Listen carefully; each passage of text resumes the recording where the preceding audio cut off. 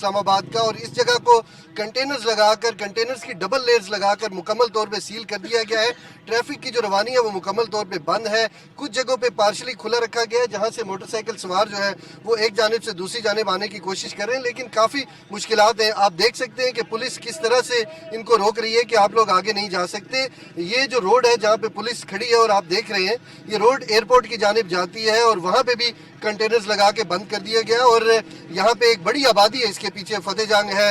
ये काफ़ी बड़ा शहर है और छोटे मोटे गांव हैं उसके साथ, और एक बड़ी आबादी है जिनका आना जाना रोज़ाना इस्लामाबाद होता है। और हम आपको बताएंगे कि यहाँ पे अगर पाकिस्तान तहरीक इंसाफ के काफिले पहुँचते हैं, अली अमीन गंडापुर पहुँचते हैं, तो यहाँ से वो आगे कौन सा रूट ले सकते हैं, और आगे जो पाकिस्तान तहरीक इंसाफ के जो एहतजाजी कारकुन हैं उनको रोकने के लिए इस्लामाबाद पुलिस ने क्या क्या तैयारियां कर रखी हैं, कहाँ कहाँ पुलिस डिप्लॉयड है, कहाँ कहाँ कंटेनर्स लगे हैं, कौन कौन सी रोड्स हैं, कौन कौन सी